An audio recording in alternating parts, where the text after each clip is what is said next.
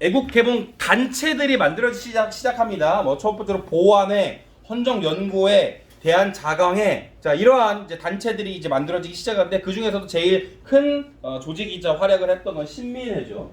자 신민회는 안창호, 양기탁 같은 인물들을 중심으로 만들어졌습니다. 그래서 처음에는 비밀결사 단체의 형태를 그대로 유지합니다. 그래서 우리가 신민회와 신간을 구분할 때는 얘는 비밀결사 단체이냐 합법적인 사회운동 단체이냐 이걸로 구분을 하면 됩니다. 자 신민회는 그래서 공화정을 기반으로 하는 새로운 국가 형성 아니면 새로운 독립국가를 이뤄야 한다는 이런 움직임을 지속적으로 해왔고 그래서 이 교육 활동에 처음에는 이제 집중을 하게 됩니다. 사실 국내 활동이 어려워지죠. 직접적인 저항이 필요하다는 생각으로 만주에다가 군대를 양성하는 신흥무관학교와 같은 군대를 양성할 수 있는 이러한 마을도 만들고 학교도 만드는 이런 역할을 하게 됩니다. 결국 이제 배고인 사건으로 인해서 대부분의 지도부가 잡혀가게 됐고 그래서 결국은 이제 해체하게 되죠. 자 그러나 이제 만주 지역의 독립운동 기지 만들고 더 이상 이 이후에 활동을 이어갔다라고 하는 그런 특징을 가지고 있습니다. 자, 넘겨봅시다. 238페이지입니다. 자, 238페이지 보면은 국채보상호등 나옵니다. 자, 국채보상호등은 우리가 이제 일제에 빌렸던 차관 1,300만 원. 우리가 이제 돈을 모아서 갚자라고 하는 겁니다. 그 양기탁을 중심으로 해서 대한매일 신보에 그 처음에 취지문을 실게 되면서 시작이 됐고요. 이 왼쪽에 보면 국채보상 취지문이라는 내용이 나옵니다. 그래서 여기를 통해서 우리가 돈을 모아서 차관을 갚자라는 노력을 하게 되죠. 그러나 실질적으로는 일제히 탄압 그리고 돈 많은 사람들이 참여하지 않는 이러한 현상들 때문에 결국은 실패하게 됩니다. 자, 246쪽에 보면 교육 입국 조서 나옵니다.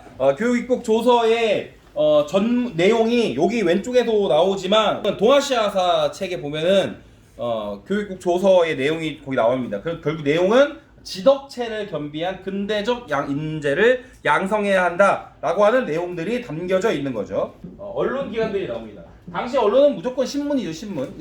자, 항성신보, 독립신문, 제국신문, 황성신문, 대한매일신보.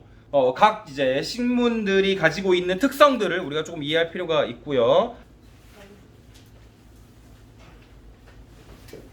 자, 272페이지입니다. 1910년대 일제의 무단 통치가 시작이 되는데 무단 통치의 상징은 헌병경찰이죠.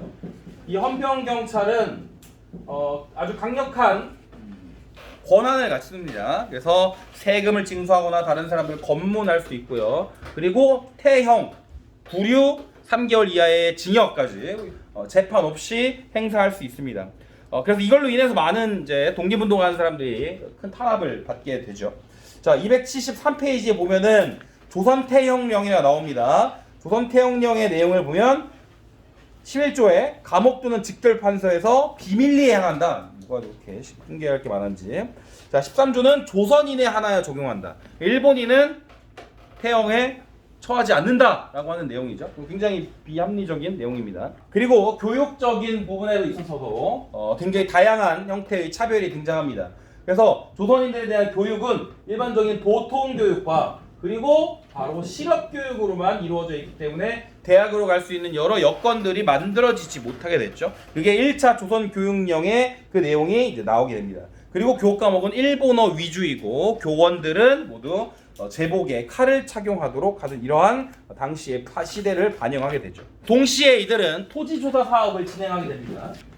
이 토지조사 사업은 토지가 얼만큼 있는지 신고하라는 거야. 신고주의입니다. 왼쪽에 토지조사령을 보면은 토지 소유자는 조선총독이 정하는 기간 내에 주소, 시명, 명칭 및 소유지의 소재, 지목, 자번호, 사표, 등급, 지적 결수를 임시토지조사국장에게 신고해야 한다.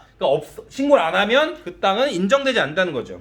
자, 이들이 말하는 목적은 근대적 토지 개념을 확립하겠다는 게 목적이라고 말했지만 실질적인 목적은 그것이 아니라 첫 번째 지세 부과 대상을 확보해서 하는 것이 첫 번째 목적이죠. 그래서 식민 통치에 필요한 재정 기반인 지세 부과 대상을 안정적으로 확보하는 것, 이게 첫 번째 목적이고 두 번째로는 일본인들이 우리 토지를 강탈해서 일본인들이 쉽게 매매 또는 투자할 수 있도록 일본인에게 토지에 대한 강탈과 매매 이런 것들이 이루어질 수 있도록 하는 게 이들의 궁극적인 목적입니다.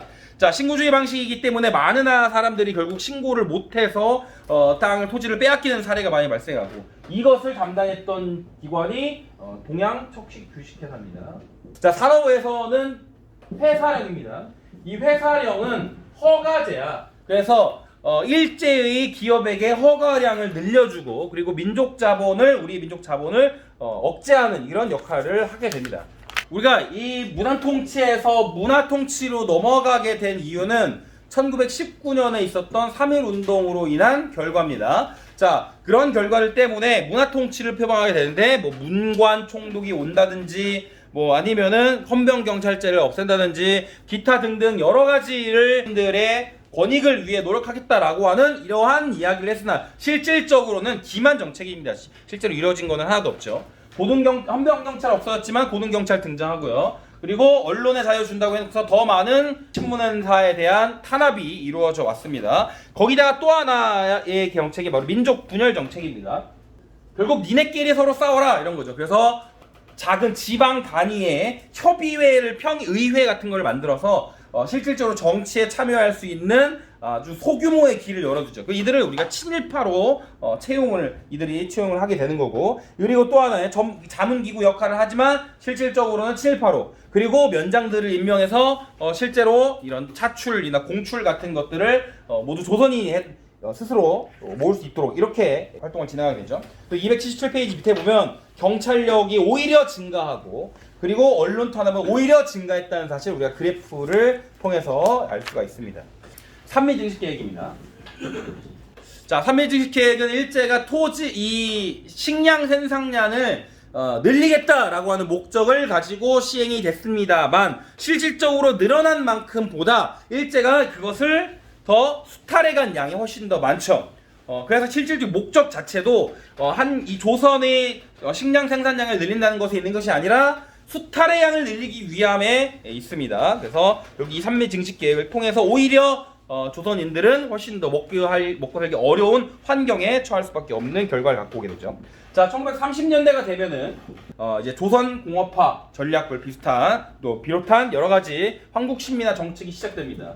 자, 처음에 이들은 1930년대가 되고서 만주로 진출했기 때문에 만주와 조선 그리고 일본을 연결하는 경제 블록을 형성합니다.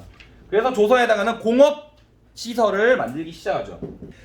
이걸로 인해서 나중에는 우리가 해방 이후에 지역 불균형을 가져오는 결과를 갖고 되고요. 자, 그리고 나서 중일전쟁이 터지게 됩니다.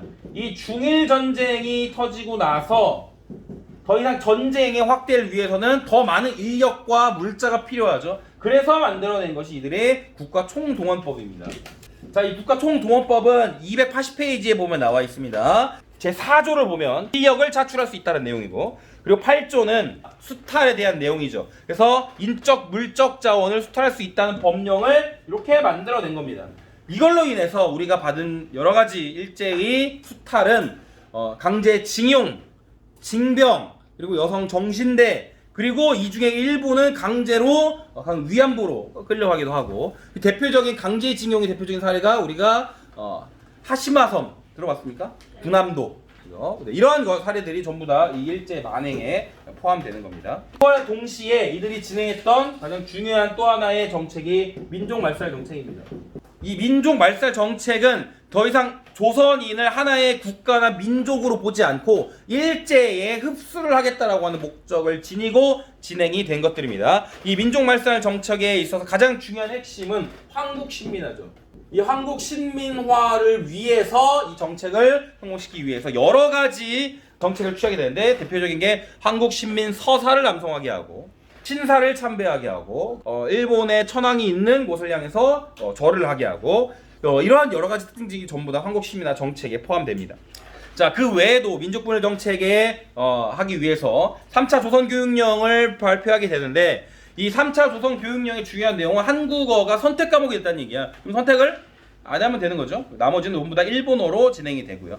그리고 황국신민학교라는 의미로서 소학교를 국민학교로 이렇게 이름을 바꾸게 되죠. 여기에서 또 공부를 도덕 과목을 강화해서 진행을 하게 됩니다. 그 외에도 한글에 대한 탄압도 같이 진행이 되죠. 많이 왔네. 자리실이